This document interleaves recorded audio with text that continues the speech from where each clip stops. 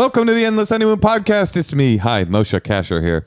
Natasha Leggero. How you doing, Tosh? Good. I got one of my oldest and dearest friends in the building, a true legend, my dear old pal. You know, honestly, Louis Katz is here, ladies and gentlemen. Hey. Yes. That's I hate when people Louis. call me a legend because I feel like they do that. It just means that you have to go up last because you've been doing stand up the longest. Oh yeah, when headlining isn't actually a privilege. It Yeah. just sucks. No, Yeah. I say in LA, the headliner is the most famous person who's not who's willing to stay. You know, that's just Right. You're not even the most successful person on the show. You're just the Not at all. one who's like afraid to you're the most be like, can I go up early? right. So you're the most Because you're not headlining on a group of 10 people. You're the most successful unsuccessful person by virtue of being down or the stage. AKA legend. A legend. Yes. You're a legend. It's also like doing Comedy Day in the park in San Francisco. How it's like it's this big honor, but it sucks. It's a shit gig. Did you ever do that, Tosh? Comedy in San Francisco Park? No, honey. I didn't do that. Did you guys do any of those outdoor shows? I did a outdoor show in Santa Cruz recently, and it was with you. Oh yeah, I forgot about that. Louis and I did the Santa Cruz Comedy Festival together. Oh, let me just start by saying, Louis got a brand new special out. It's on YouTube right now. It's called right. Present Tense. Thank you. It's his best work yet. Thank Why you. is it called Present Tense? It's about coming to terms with like the hopes you had for the future, and then being in the present and being like, wow, this isn't what I thought it would be. And So are it's- you tense in the present? Yes, I am. Okay. Yeah. And also, there's words By the way, that are in the present tense. I can actually speak to that. He is tense in the present. I am. I drove to Santa Cruz with him, and there was a lot of tension in the car. A lot. No, there wasn't. No, we had a great time. That was awesome. It was because we don't get a chance to hang out as much, and we basically just bullshitted for like 5 hours straight. It was awesome. It was an easy road trip. Louis is one of my oldest friends in comedy. I like to say we started together, but we didn't. No. Louis had been doing it, and so he was a person that you know those people who are like, they're not far enough ahead of you that they're not human, but they're far enough ahead of you that they seem larger than life. Do you know what I'm talking about? That's Like how Louis was? you're like, I could be his friend, but also, damn, he really knows how to do that. Oh, that's Wow. nice. It's also in the beginning, like 2 years is like 200% more than you've been doing it. You know what I mean? Or Oh, so not Louis, really you're math-wise. admitting that you were better than Well, him. he was better than me. I'd been doing it for 2 years, and he hadn't do it at all. He's you know? still better than me No. in some very specific ways. We're different. We're very different, but you are, Louis, one of the best technical joke writers I know. And Thank you. And you're really good at technical joke writing, but you're also filthy. And that's what I like. The combo of masterfully constructed jokes that are also really puerile and disgusting. Can Thank we you. expect some filthy jokes in present tense on YouTube? It's full of filthy jokes, but it's also I think it's the first time where I kind of talk about more than just that. And I'm talking about bigger subjects, and I try to give it a theme and stuff like that. Oh, yeah. You So- actually, I saw a clip today that bothered me. Good. Because you have this clip out about how specials nowadays, they'll have like a serious moment at the end. Yeah. And I was like, damn, I'm doing that right now. And it made me really insecure and panic. That's good. That's good. Tell That me you have more. any kind of feeling like that. But, you never know. If you watch it, maybe I have a moment like that at the end. Maybe Oh. it's a trick. Oh. I don't know. Oh. You'll have to watch and see. Oh, What's the most filthy topic you skirt past?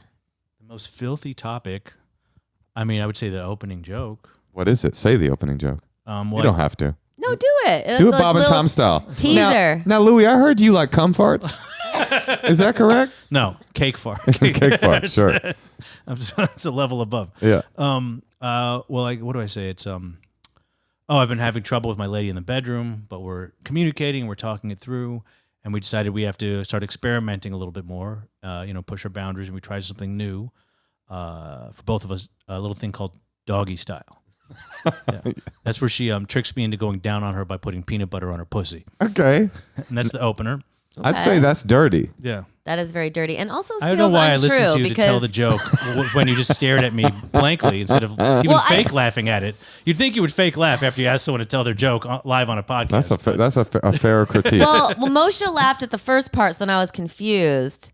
So then I was like, peanut butter. you laughed at the doggy style part. So I was that like, part gets a laugh sometimes. He's licking the peanut butter off her pussy. Oh, I get it. I get it. Like a dog will lap up. You know how the dog sometimes will lap up peanut butter from the punantan? I guess I was also thinking like, I don't think you and your wife have sexual problems because you just got married and you seem very compatible. You seem like a great audience member. Me? Yeah. I got a question. You guys seem really super compatible. No, so you're more. I don't think this joke is true. Well, it was emotionally true, That's right? one of the interesting things about joke writing is, sometimes it's never mind, we can take that out. Sorry, It's okay. Sometimes it's true and sometimes it's not. I get it. It's like sometimes I was just at your wedding and I was like, oh, they seem very happy. No, They seem very horny. Well, that's.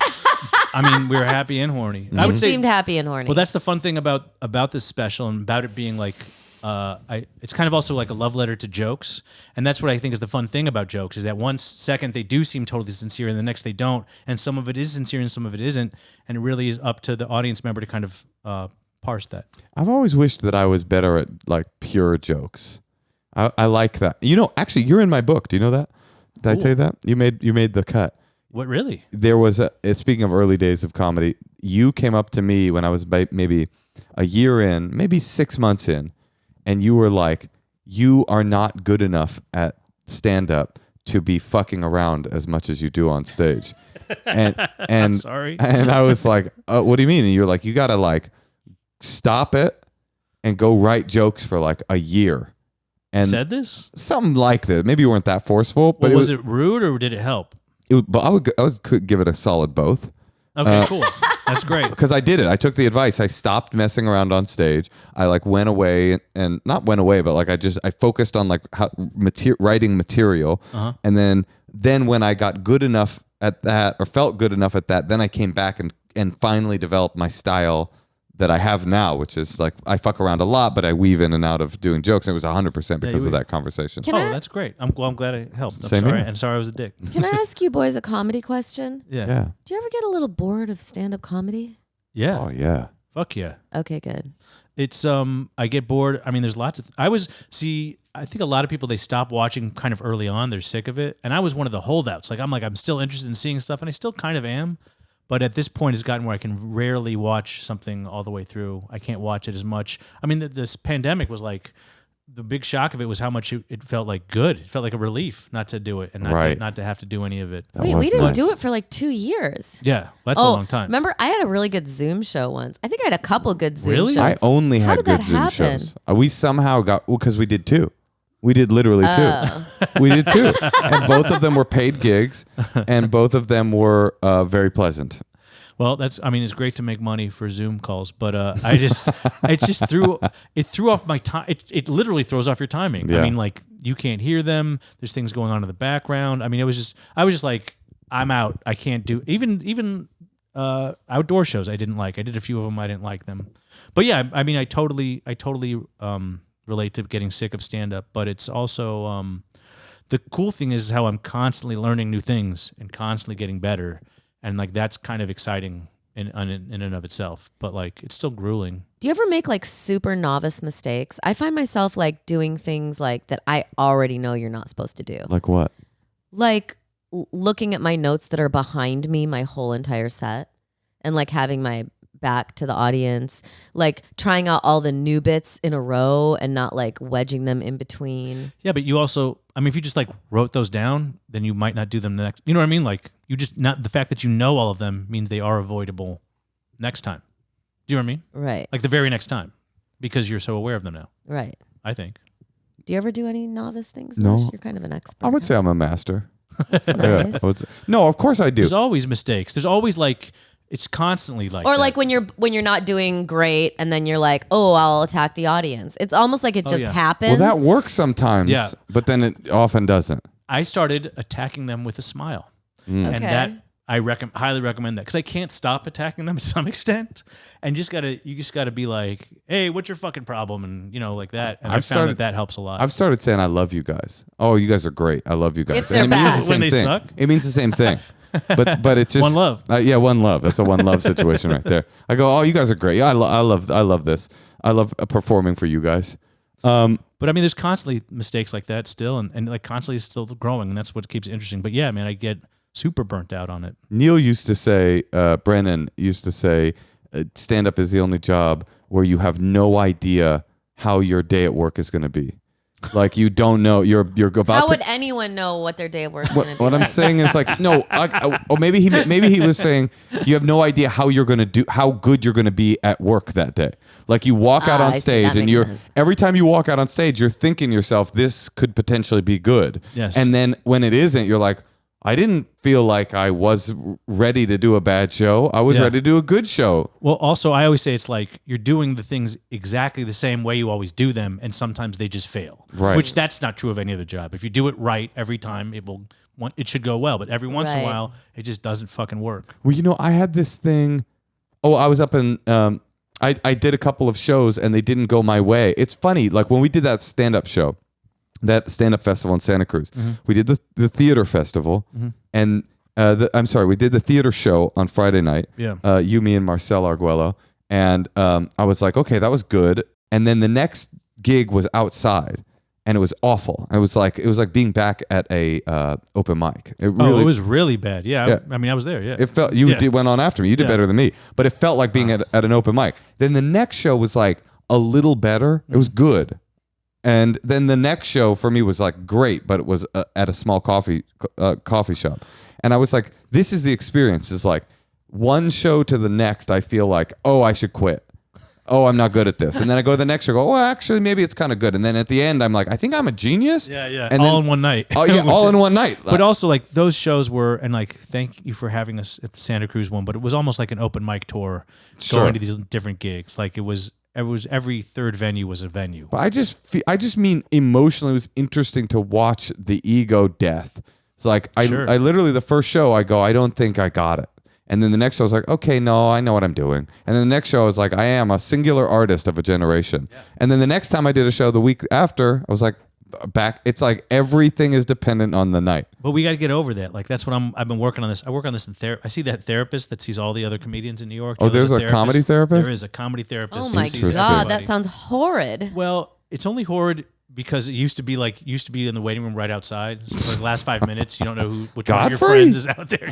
Exactly. Why is this guy only therapizing comedians? Well, I think he's therapizing all kinds of people, but I think it's nice having the shorthand. You don't have to explain the things and all these people are doing all these crowd work clips. Like he knows about whatever the new trend is in stand-up. He knows about it. Oh my God! You think everyone's complaining about their sets to him? Of course. Well, all kinds of things, I had a therapist once, and the moment I told him I was a comedian, the energy between us shifted. And he would go, every analogy became about a crowd. And it was like, think about it. You're like working on a new joke. Like it was some emotional thing. I'm like, I don't need you to put this into terms I can understand. I'm literally smarter than you. Please heal my brain.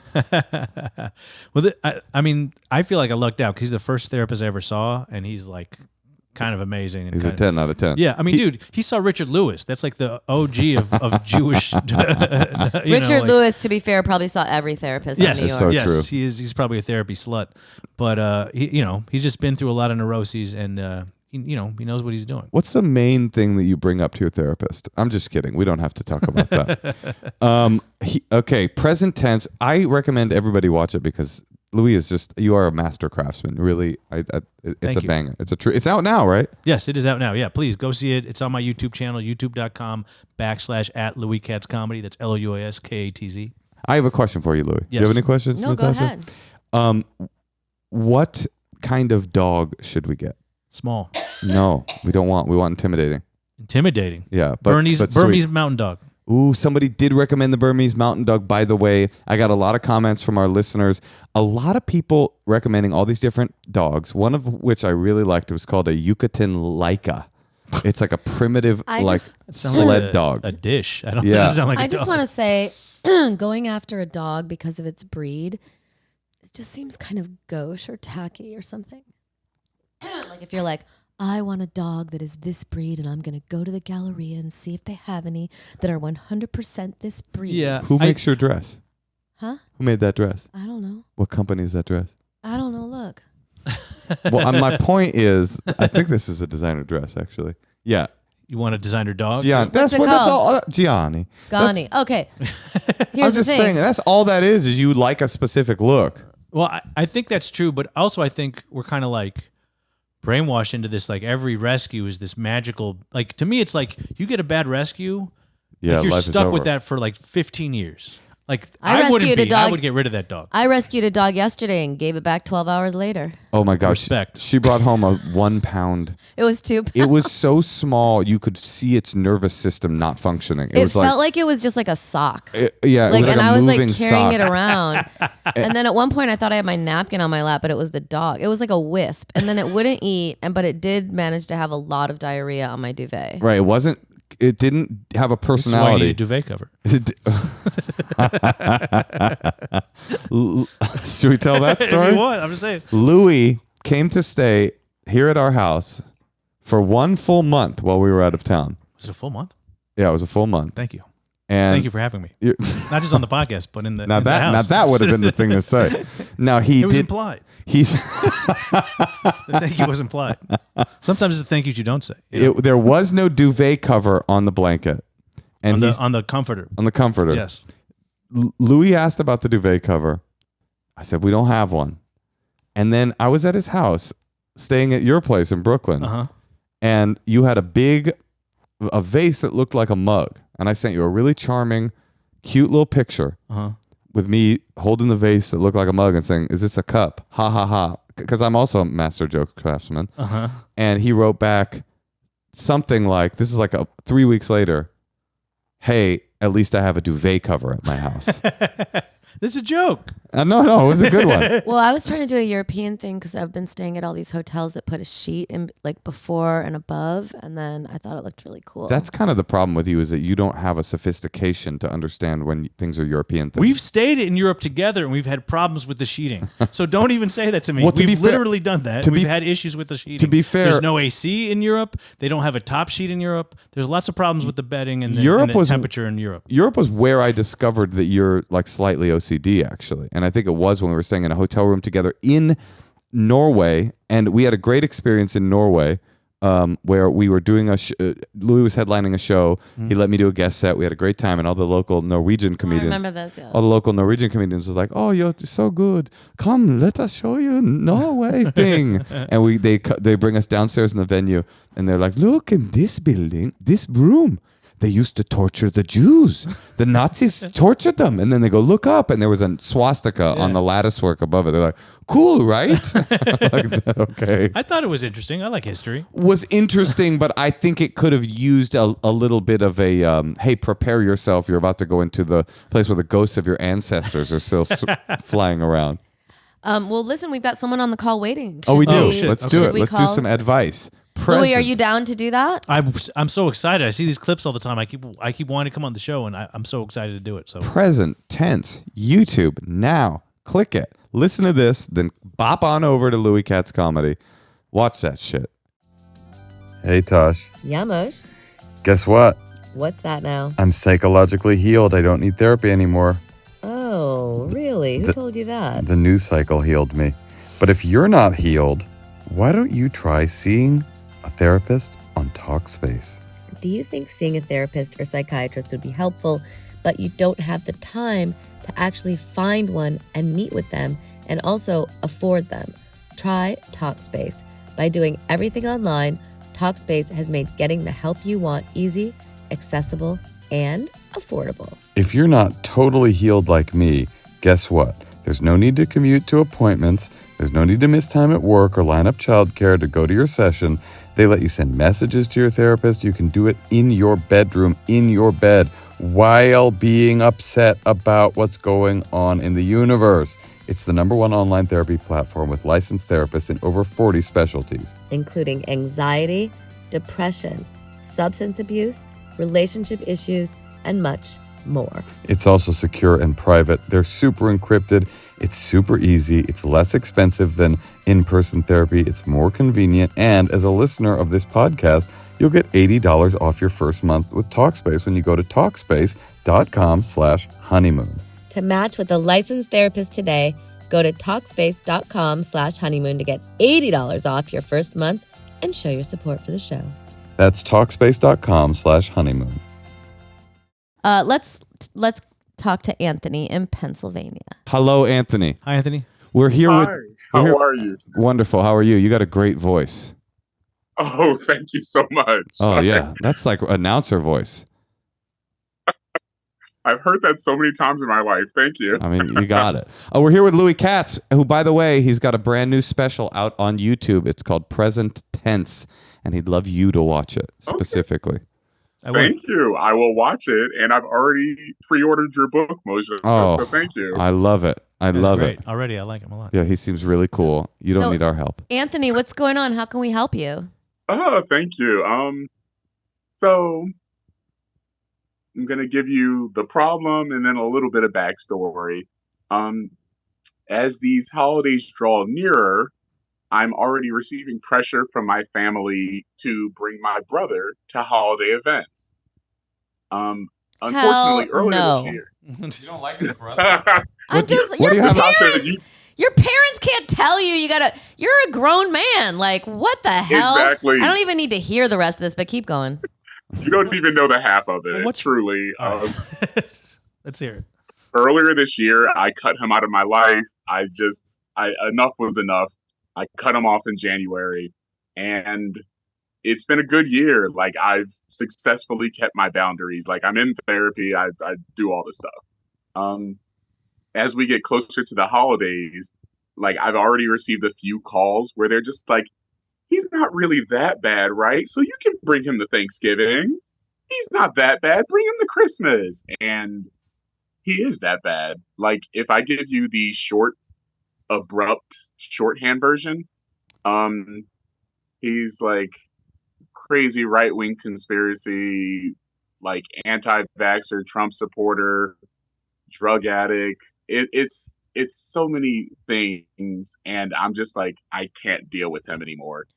So Hey, you can. This is where- That's what you say to the mom. Hey, you can invite him if you'd like, but I've set a boundary. absolutely, Well, is it about physically bringing him? Like you have to drive him somewhere?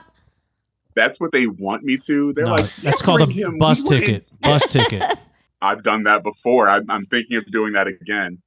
Well, the other part of this comes with how should I, like, he's also the one person in my life that, regardless of how much therapy I do, he cuts right to my core. He knows how to agitate me like no one else.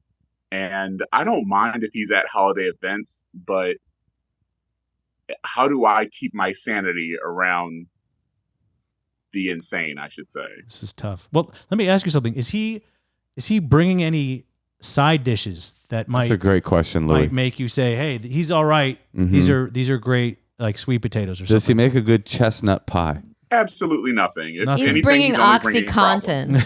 OxyContin. Yeah, I mean, okay, I want to get a feel for this. Your family lives in the same town as you? No, they live in Philadelphia. And they And- want him to drive his brother, who probably lives close to him, to Thanksgiving or to whatever. Right. So it's a two-part question. How do you tell them no? And how do you not go crazy when you get to the family event and Yeah. he's there, having taken the Greyhound? Yeah, And, okay, and where's your family? Pennsylvania. They're Philadelphia. in Philadelphia. In Philadelphia. Here's what you do. I think you give yourself a time limit, and you got to go. You go, oh, mom, dad, happy Thanksgiving. I have in 2 hours. Unfortunately, I'm out. Yeah, are you staying with them, or are you staying somewhere else? I would stay with them. I want to spend as much time with my family, but that's like Moshe. I've done the time limits, and it in the long run, it feels like I'm hurting myself more Mhm. because I'm kind of like, oh, well, sorry, I can't be around you guys. Plus this other asshole. Sorry, I don't know if I can curse. Yeah, You can curse. You can curse. We were talking about peanut butter pussies earlier, so you're good. You're good to go. You'll hear all about it when the episode comes out. exactly. Yeah, it's really hard. Like, so what's your daily? How far away does he live from you now? Like, what's your interaction level?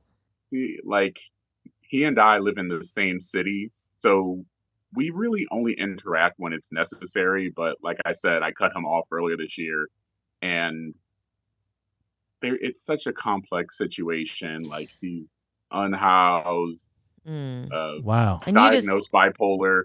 There's just so much there. And I had to compartmentalize where I'm like, I can't help you until you want to help yourself.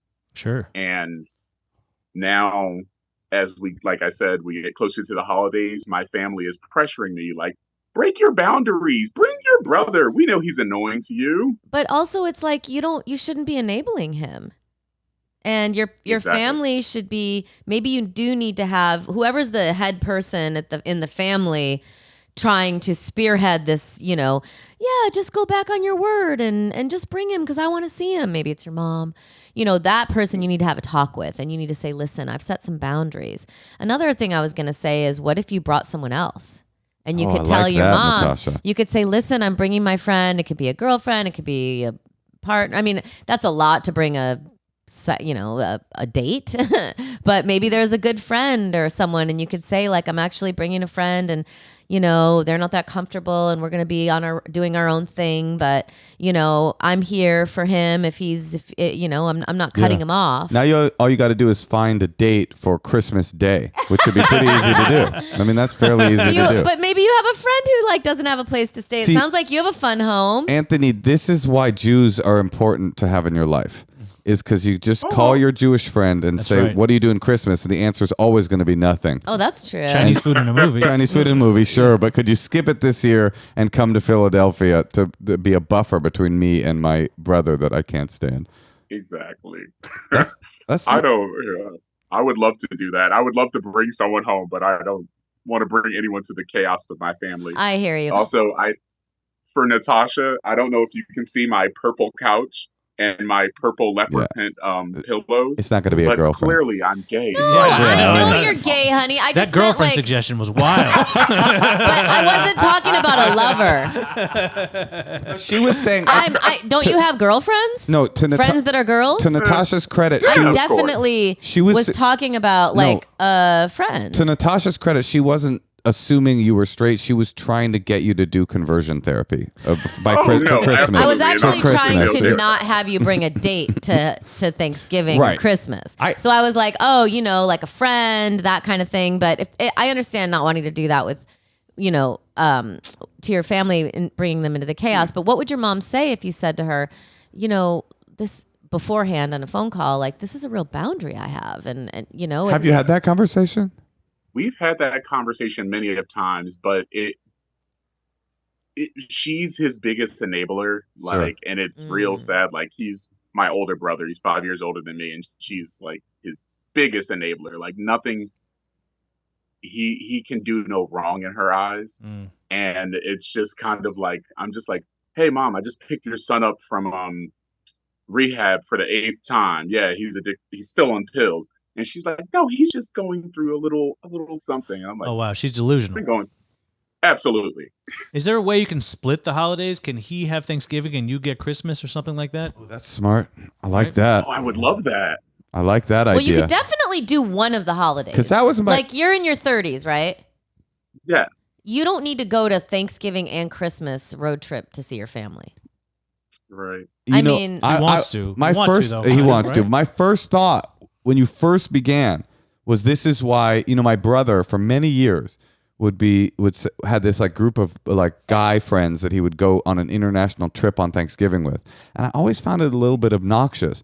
But now I'm like, oh, it's kind of brilliant. Like Thanksgiving was out.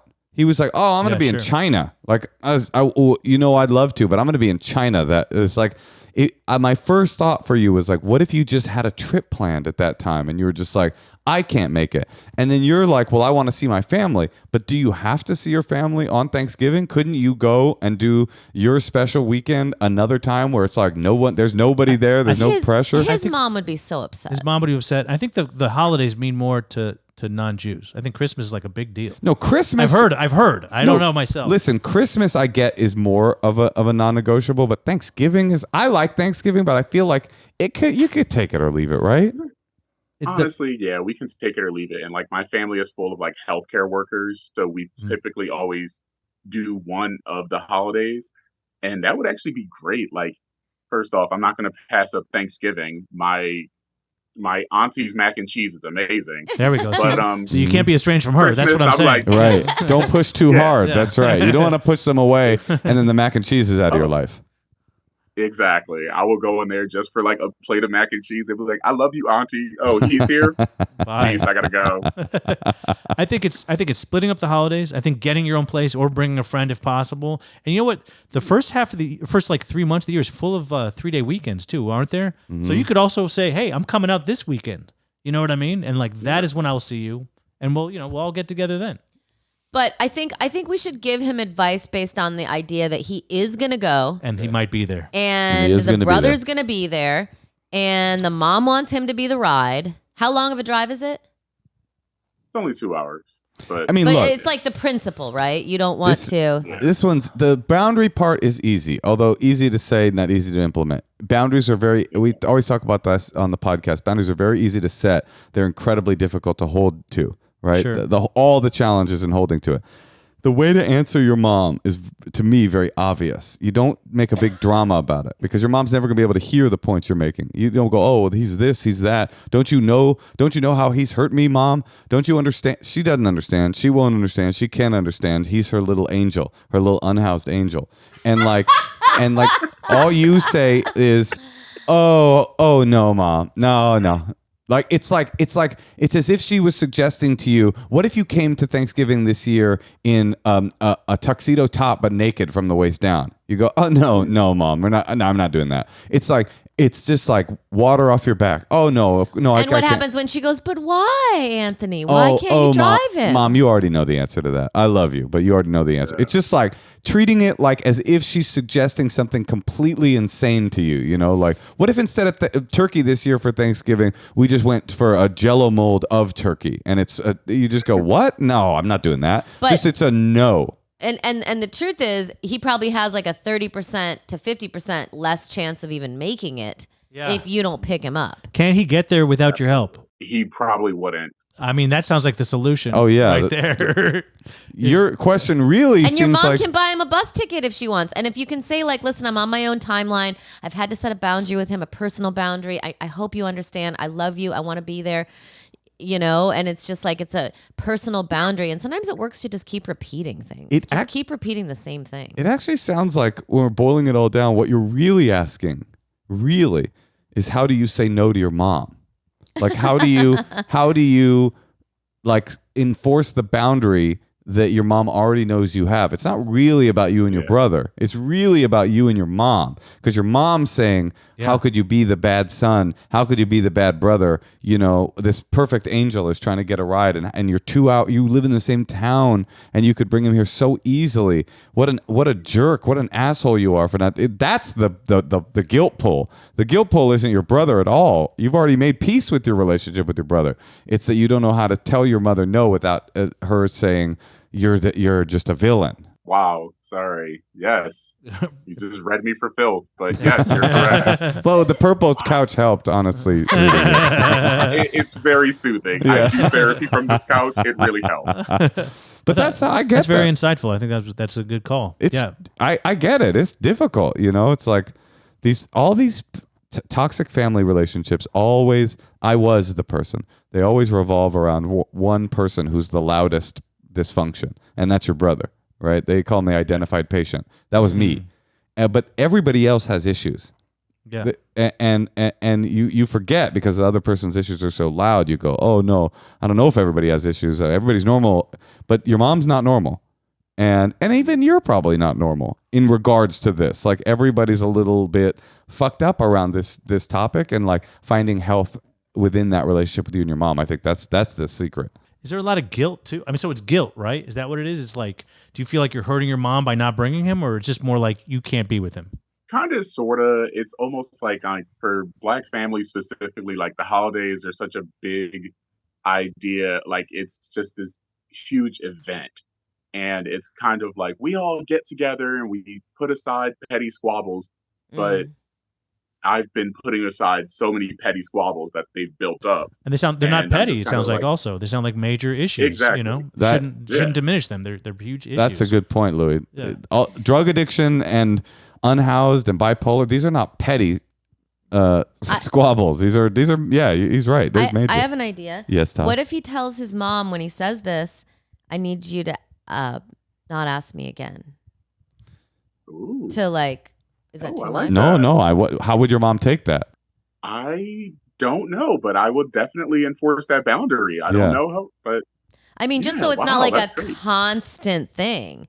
What if you can say it, and then you can switch topics and tell her how excited you are, and make sure Auntie's there to bring me my mac and cheese, and it's like let her know how excited you are, and is there anything I can bring from the city? Can I pick anything up for you? So you're still there for her, but you just need this one little area to have this boundary, and it's obviously hard for her. I have one child, and I can't imagine if she was unhoused or on drugs. I mean, I probably would like get her needles. I don't know. I mean, it must be like so challenging to like be a parent. I just had a major realization. What? First of all, that you would get our child needles. Well, I'm just saying, it's like I no, see of course. what happens. No, you're totally right that it's more difficult for your mother. Clearly, I mean, obviously, it's more difficult for your mother to set a healthy boundary with your brother than with you. But also because of the role that she's in. But I just realized something. It answers your second question. How do you get through Thanksgiving or Christmas without going fucking nuts that your brother's there? It's like, first of all, it's your mom's house, so it's not actually your business whether he's there or not. You just got to suck it up and deal with it. But I just realized something. You're probably losing your mind on your brother every time because you are charged with the responsibility of driving him for 2 hours every single fucking holiday. So by the time you get there, you've spent 2 unrelenting hours with this person who drives you crazy. Is it okay to tell his mom that? Or is that not part of the reason why? That's cool. I mean, that's such a huge dose. Like, you never, especially if you're sitting at opposite ends of the table, you're never talking to someone for 2 hours straight.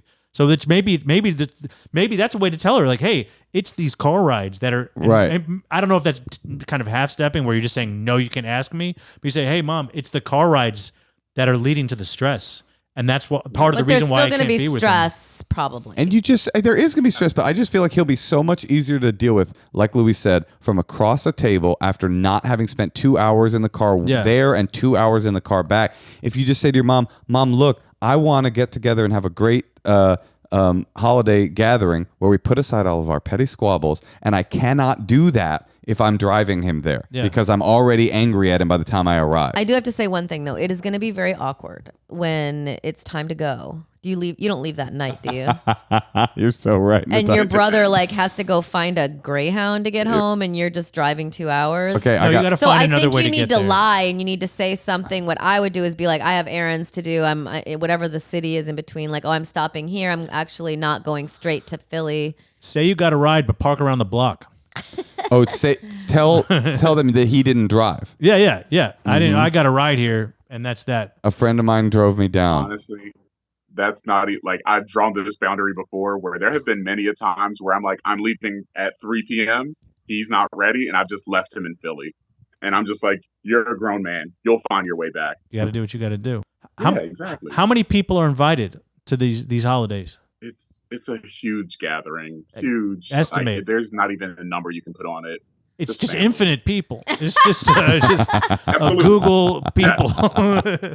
Yeah. Well, then to me, it should be like, just say like don't give the ride, and you have to seat us separately. You know what I mean? Yeah. Sit at a kid's table, or sit whatever table, sit with the younger cousin, whatever way to avoid him, do it. You know what I mean? I think the less contact, the better. And I know. like relatives like that, they can say like one sentence to you and they're immediately like under your skin, right? Because it's such a loaded sentence. Yes. There's 30 something years behind that one sentence. So you just got to like separate yourself from it and try not to add all those years on top of those brief interactions that you do have. Yeah. I know that's easier said than done. Try to be easy on yourself too. Like, I have a brother like this, but he does not get to me. And it sounds like, but he gets to my other brother. And they will like fight in the streets, So it's like you guys, like you just have that thing, where I'm like, I'm very rational and I'm about them. And I am always taking like this very like mellow take on it because it just doesn't activate me. I don't know why. Maybe I'm. But you're also good at setting boundaries. I honestly think with that relationship in particular, I actually think physical space is your friend here. Don't give him a ride. Yeah. Try to sit far away from him. literally try to avoid him. I mean, that might be what you need. He will still find a way to annoy you on some level. But and if you're still be nice to him, right? if when you're you see him. sitting Sure. if you're sitting by Auntie Mac and Cheese and he's across the room, you're almost guaranteed to barely interact with him, and then and then get out of there if you get annoyed. Take a walk. Take a walk around the block. I wish we had good food at our I Thanksgiving. know. Well, I wish we were a black family. I've always said that. Always said that. I would say you're invited, but I just don't know how much mac and cheese there's going to be. Listen. And honestly, No. What's her secret? What's her secret? see, she actually taught me the recipe where I can't tell you. Yeah. Okay. I Wow, can't. after all this She uses advice. very sharp cheddar, very sharp cheeses. She taught me the recipe. It's amazing. Is but there I any can't secret tell. ingredient that you would tell me? He can't, Can't tell tell you. you. Listen, It's he a can't tell you. secret. Listen, by the way, you be fucking lucky to bring us to this gathering. I guarantee you, if the Endless Honeymoon podcast came with you to Thanksgiving, you wouldn't fight with your brother. It would be so fucking weird. Your family would be like, who are these people? And why are they going through our recipe book? We would fight in the background. My family finds a way to fight. We'll do it. Well, All right. good luck. Be easy on yourself and just set these boundaries. It's your life. Yeah. And you know what? Yeah, One final thought. It is Thanksgiving. Maybe try to focus all the whole drive down with your brother not there on the things that you are thankful for about this family. Go in there with a spirit of gratitude, and by the time you get there, it might be okay. You're rolling you your got eyes. You're rolling got a your hard eyes. eye roll. All right. Oh, All rolling our eyes, Sincere Moshe. person. That was just so Yeah, Moshe, sincere. why don't you do that? All right. Thank All right. you so much. Good luck. Bye. Bye, Anthony. Have a great night. Goodbye. Man, when he started that question, I was like, oh, fuck the holidays. Oh yeah, I didn't realize that was happening. it is Yeah, happening. every fucking year. Louis, do you want to hear some secrets? Yes, I would love to hear some secrets. This is another part I like. I love these clips. Oh, thanks, man. Do you have a podcast? No. I hope to be in clips of other people's podcasts. You're gonna make it. What I aspire to. Hey, Natasha and Moshe. This is a secret for the hotline. It's an old one. Goes back to when I was like 12 or 13, back in the days of dial-up internet, and I was first sort of discovering porn on the internet. And I was always really annoyed that the women were so much older than me, and I wanted to see women that looked like, my age, like the girls in my class. So I spent a lot of time searching for child pornography when I was a little kid. I don't think I ever actually found anything. But one day my parents had an older cousin, or I had an older cousin who came and stayed at my house to do some kind of, air pilot training or something like that. And while he was there, my brother found my search history on the computer, which was in the guest room, which is where he was staying. I didn't really understand what was happening at the time, but he was, very quickly kicked out of the house. And I sort of figured out what was going on a little bit later, but I never told anyone until now. Thanks a lot. Wait, the guy got in trouble for his That is- child porn searches? Crazy. Yeah. That's fucked up. I You gotta. should have known better that you don't Google child. Like, He was a child searching for child porn. I So mean, it's just regular porn to him. I love. There's so much I love about this. First of all, if you're there's gonna call, nothing I love about this. You and Well- I are very different. if you're gonna call a hotline with a secret about child pornography, go ahead and elongate your O's so we can't immediately tell what country you're calling from. He's like, well, I was out. I'm out. I'm sorry You to thought say. he was Canadian? Oh, he was Canadian. I didn't notice that. But I didn't either. That And narrows he's it not down. Canadian. Why? I thought the specificity of what his cousin was doing, like he was there for flight pilot schools. Now we're getting a picture of this cousin who's like known as a pet. Like, keep it vague, dude. Keep those details out. Like, what the fuck? I guess his cousin wasn't guilty is the point. It is crazy. I don't know what to say about this. I do understand, like, he wants to see girls who are, well, also when he says older, he means like 18. By the way, what a honeypot for the FBI this guy is. Googling the search words child pornography. It's not even a code word. That's not what you put in? I don't know, honey. I don't know. Who came Ask to visit? Louis. Who came to visit? Was it a cousin or I think it was a cousin. anyone else? Laura? Cousin? That was a It cousin. was a cousin. Yeah, honestly, he's got to clear this cousin's name, man. Yeah, is he a persona non grata in this family forever? Yeah. How can he clear his name, though? I know. Mom, Dad, it wasn't the cousin that Googled child pornography. Me. Well, there is a time when he was in the window when it's okay to kind of. But you know what? you know, it sounds a little weird to me because I wasn't like I got to see kids my age. I definitely wasn't like not that at either. all. No, like not at all. no. At all. But I mean, I don't know, man. It sounds a I little. will say that when I was young and really horny, You get a Delia's catalog? I would get a Delia's catalog, but I would also call gay phone sex chat lines. Why gay? Because they were free. What? Only the gay ones are free? Yeah, because it's all these like horny guys that want to have there's no women waiting on a free chat line trying to have phone sex with you. But the Men guys are waiting would. on a free. They were in for 92. free? Wow. They were in 92. So you would jack off to the guys? Yeah, we would like have phone sex, but it was guys, but it was free. So I can, it's like you can be so horny as a young person that you don't even follow your own sexual orientation. Or maybe I think you did follow your sexual orientation. Could be. Could be. That's crazy. I Maybe don't know. I'm deeply bi and I just don't know it about I myself. think we all know it about yourself. I think you're deeply bi. That's could what be. it sounds like. Yeah, that wouldn't bother me. I mean, would it bother you if I was bi, Natasha? Deeply bi? No, I don't mean. Wait. What I I've mean never by, heard about what I mean about by it. deeply 8 bi. inches deep. What I mean by deeply bi is that it's deep within me. It's not a Yes. deep part of me, but it's like I'm not fully aware of it. All right. Well, let's just take a little palate cleanser here. All right. Let's move on. Next secret. Hi, Natasha. Hi, Moshe. So I have a secret that I have been keeping for about a year from my friend. I am in my mid-20s, and I was recently in a relationship for about a year with a guy that lives in Canada. It was long distance for the most part. And a 43-year-old man kissed me while I was in this relationship, and it almost ruined my relationship. I have since ended the long distance relationship because it was too much for me. And I have been secretly sleeping with the 43-year-old man that ruined my relationship and not telling any of my friends. And that's my secret. Okay, bye. I mean, this is more disturbing than the last one. This woman sleeps with a man that's 43 years old. Disgusting. This is fucking disgusting. Well, she's 20. This is this makes me like so happy to be older, actually. I'm like, wow, that is some 20-year-old fucking drama there. Like, who cares? Why is this a secret? Right. We really don't talk about enough how good it is to not be 20. Yeah. Yes. Yeah. The world talks a lot about how good it is to be 20, Yeah. but there's a lot of real freedom on the other end of that. You're so right. I mean, like, what's the issue? Remember- They're broken up. I mean, what? remember when you had relationships that were on the DL? I mean, that was so stupid and so much work. Like those dudes you'd call on the phone like? No, just like, didn't you ever date anybody who was like, oh yeah, we don't tell people about this? Because you're cheating, kind of? No, just because, Oh, they're not like, don't want to be seen with you officially? I guess, I don't know. Yeah. I mean, that's what it That sounds used to like. happen emotionally. You never had that? No, not really. I think that's much more normal than, It could be.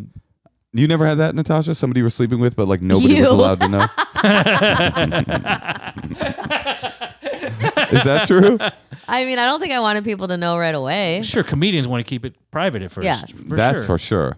Because it's such a small community and all that. But like, I mean, like, you shouldn't have been with the long distance guy anyway. That's why you broke up. That's why you It's kissed the That's why you 43-year-old. kissed the guy, and now you're with him. And you broke up, and now you're with him. That's how life works. You're with somebody, and then you're not, and then you're with someone else. Hopefully he has some other qualities besides being 43. It doesn't I sound don't like know. That there's sounds much there. hot to me. It sounds Right. really hot. She's definitely turned off and turned on by the fact that he's 43. Well, I guess I forgot. Also, I think what I forgot is that part. Is that the part of the scandalousness is that he's 43. I'm forgetting that Yeah, also. That she's like, I'm dating this gross old guy, but he's hot. Kind Man, of. that totally went over my head. I was like, Yeah. what's the issue? This sounds great. I think I could date 20-year-olds if I was single right now. Oh my God. No I'm a good- way. yeah, I could. I know you No, could. I'm saying, I thought you I were mean, saying like- I thought I might be interested. You think you might be interested in dating 20-year-olds. No, I'm saying I think they might be interested in dating me. Sure, of Yeah. course. I'm a cool guy. But also, I would course. just, I think it's like, I mean, I don't know, but to me, it was like, once going over 30, it was like, thank God. Like, why would I ever go back to that? Like, dating anyone under 30. Like, it just doesn't, I don't get it. I don't even think people's brains are developed till they're like 32 or something. Sure. Just people's. Yeah, there's like a process. All right, let's hear another secret. Speaking of processes. Hello, Natasha and Moshe. This is a secret I don't think I've ever told anyone. I guess it's kind of creepy-ish. But growing up, my mother's side of the family, we didn't really, speak to. We weren't really close with. But my grandfather had remarried when my mom was like in high school or whatever, and had a bunch of more kids or whatever. So the youngest one, one of my uncles, closest in age to me, as a kid, I'm gay. As a kid, we only saw him at Christmas, so I didn't really associate him being my uncle at all, really, or even family for that matter, because we literally saw him once a year. And I guess I thought he was kind of cute one year, and so like later when I got home, I jerked off and thought about him, which is weird. So I mean, I guess technically I jerked off thinking about my half uncle, because he's a half uncle, as my grandfather remarried when my mother was younger. But anyways, yeah, that's my secret. Love you both and love the podcast.